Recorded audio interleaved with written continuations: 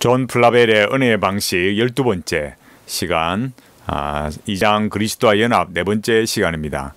지난 시간에 살펴본 것처럼 하나님과 그리스도와의 연합은 위격적 연합, 본질적 연합이고, 그리스도와 성도들 간의 연합은 신비로운 연합이다, 이렇게 살펴봤습니다.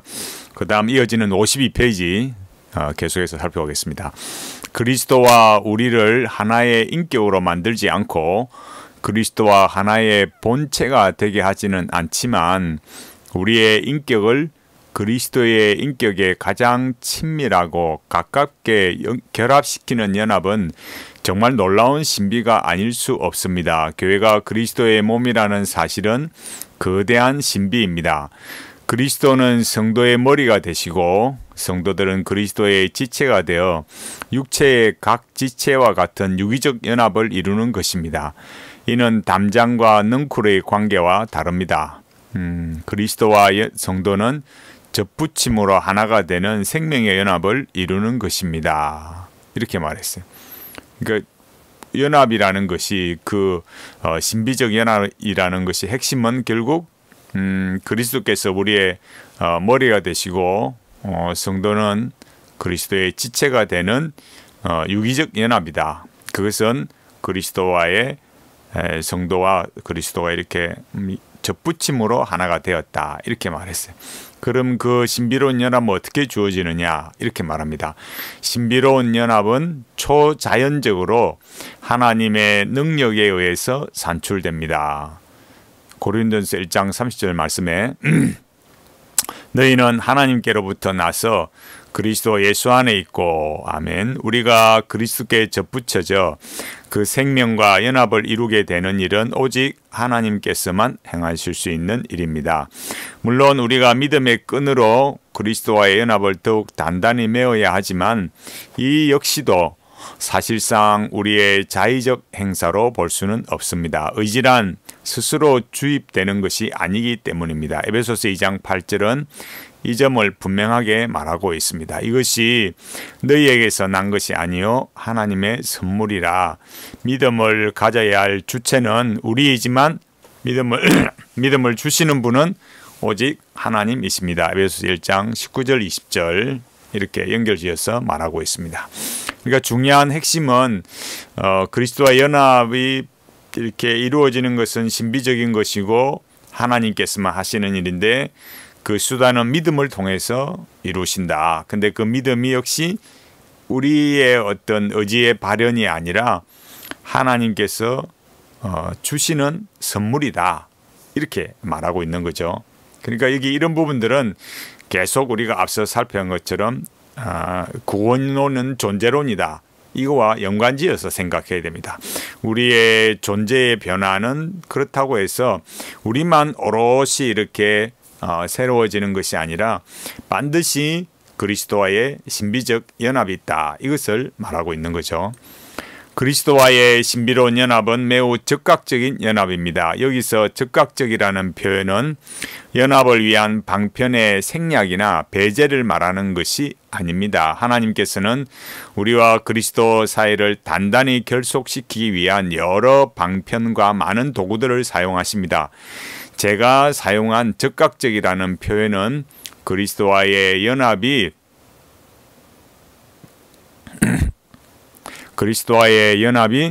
적용되는 범위와 속도에 관한 문제를 표현하기 위함입니다.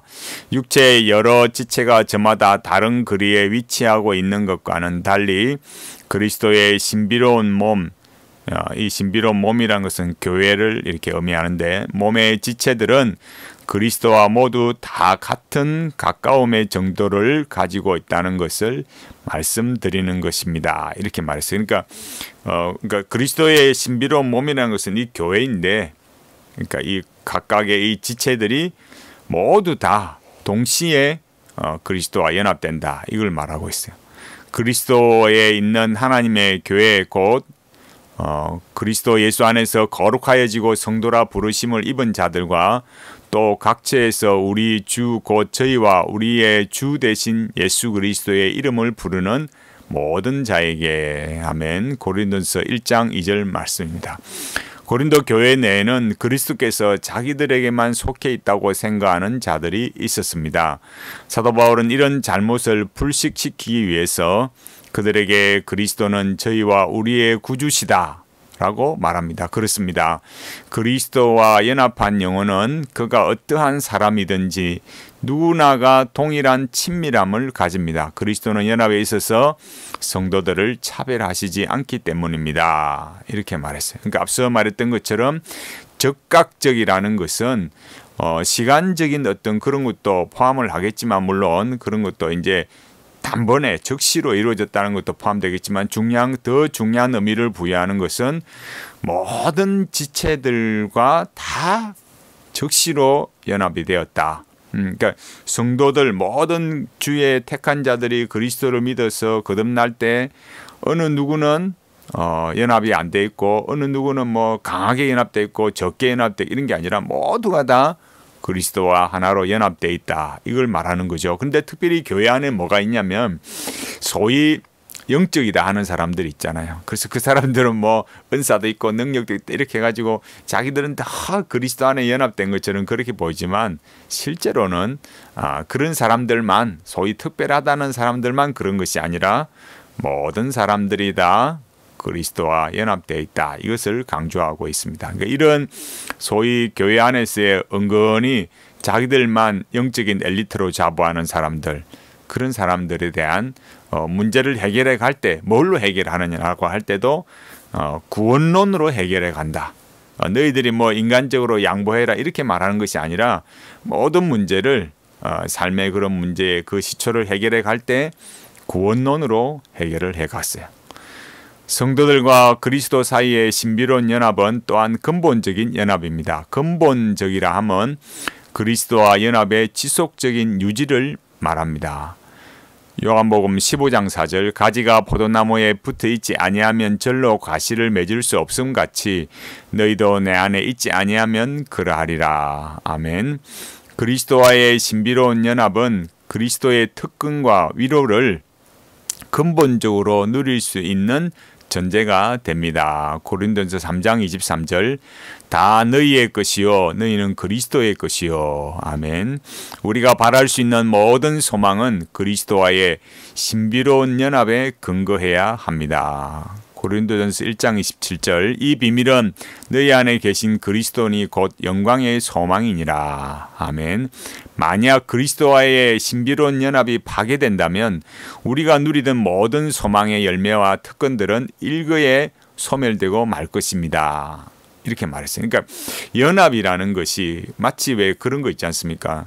어떤 지배 속에, 어떤 강력한 지배 속에 들어가서 나는 아무것도 누리는 것도 없고 그냥 억압과 강요 속에 있어서 아무것도 못하는 그런 종노릇하는 그런 차원이 아니라, 그리스도와 연합이 되면 그 신비로운 연합 속에 있는 것은 이 본질적인 근본적인 연합이 이루어져서, 그러니까 이 근본적인 그 본질적인 연합이라는 것은 앞서 말했던 하나님과 그리스도와의 연합을 말하는데, 여기서 제가 본질적이다라는 것은 그 근본적인 거, 그 근본적인 연합이 이루어졌기 때문에 그 근본적인 연합 속에는 하나님께서 그리스도를 통해서 우리에게 주시는 것, 그러니까 그리스도 안에 있는 그 풍성함을 누려가게 하신다, 이걸 말하고 있는 거예요. 그러니까 우리가 누리는 모든 것은 그리스도와의 연합 속에서 주어지고 있다, 이거를 우리가 잊지 말라는 거예요.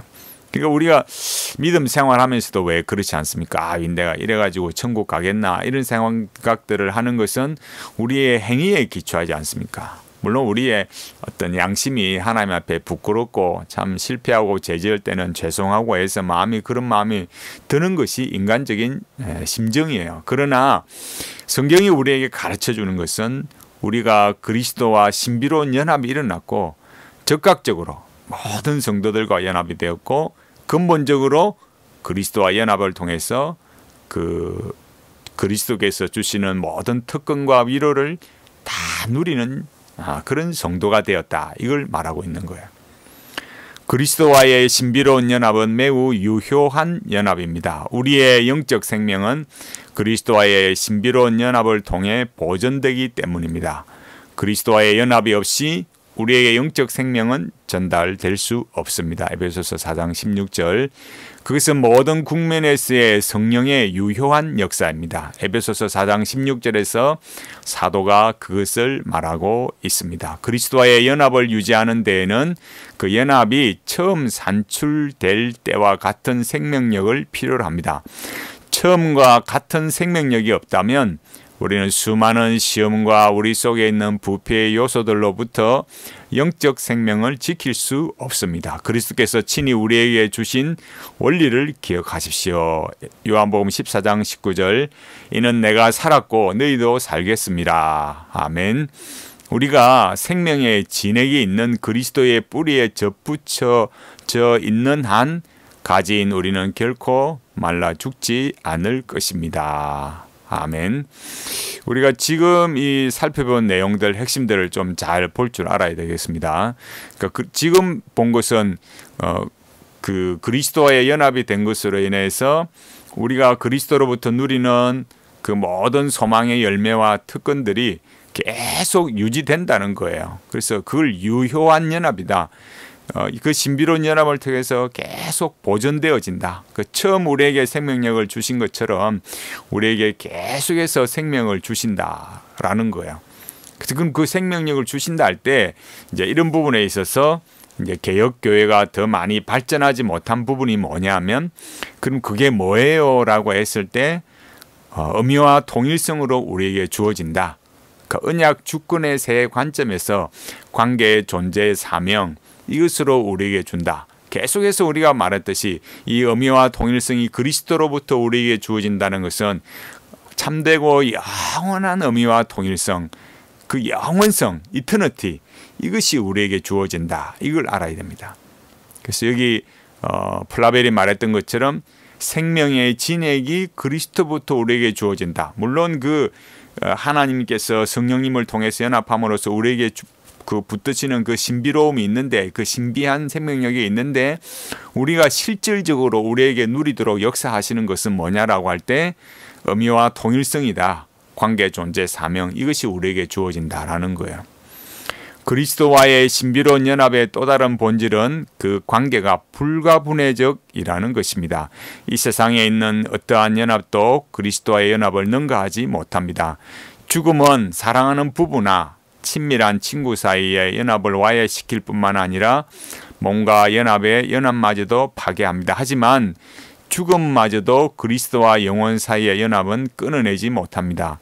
그리스도와 신자를 성도를 묶어주는 영원한 끈이 있기 때문입니다. 그 연합의 끈은 무덤 속에서도 썩지 않습니다. 로마서 8장 35절, 38절, 39절 이걸 뭐라 하느냐 우리가 의미와 통일성을 말할 때 이게 바로 통일성이다 이거예요. 그러니까 여기 플라벨이 말하는 그 관계가 불가분해적이다. 그러니까 이 그리스도와 우리와의 이 관계를 결코 끊을 수 없다. 그 앞에 말했던 성령님의 그 보존해 주시는 거, 견인이라 하는데 그 유효한 그 연합, 그 유효한 역사, 그 유효한 역사가 우리에게 있기 때문에 그리스도와 우리는 떨어질 수 없다. 계속 이렇게 더 내용이 깊이 있게 우리에게 주어지고 있는 거죠. 그러니까 그리스도와 우리의 관계가 영원하다. 그 영원한 관계를 말하는 것이 바로 이 의미와 통일성의 세 관점에 말할 때 관계적 관점, 그 통일성을 말한다. 이걸 말한 거. 여기 말한 것처럼 그리스도와 성도를 묶어주는 영원한 끈. 그 영원한 끈 눈에 보입니까? 안 보이죠. 그러니까 그 영원한 보이지 않는 영원한 끈이 바로 통일성이다. 죽음마저도 이 통일성, 이 관계적 관점은 끊어질 수 없다. 이걸 말하는 거예요. 로마서 8장 35절에 누가 우리를 그리스도의 사랑에서 끊으리요. 아멘. 어떤 장애물도 그 신비로운 연합을 해치지 못합니다. 그것은 죽음이 그리스도의 인성과 신성의 위격적 연합을 깨뜨리지 못한 것과도 같습니다.